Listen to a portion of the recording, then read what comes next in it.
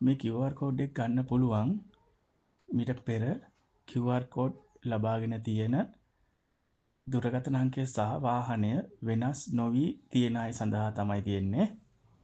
හරි මුලින්ම ඩිස්ක්‍රිප්ෂන් එකේ ලින්ක් එක ක්ලික් කරලා අදාළ වෙබ්සයිට් එකට ලොග් වෙන්න.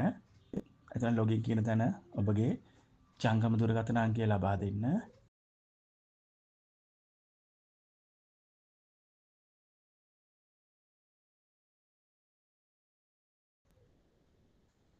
ඊට පස්සේ ඉදිරියට යන්න.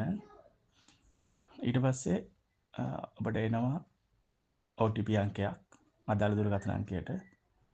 ඒ අංකය ඇතුළත් කරන්න. QR code එක ජෙනරේට් වෙලා ඔබට ඩිස්ප්ලේ වෙනවා. මේක තියෙන ඔප්ෂන් අනුව ෆෝන් එකට සෙන්ඩ් කරගන්න පුළුවන්. ස්ක්‍රීන්ෂොට් එකක් ගන්න පුළුවන්. මේ විදිහට ඉතා පහසුවෙන් ඔබට QR code එක ලබා ගන්න පුළුවන්.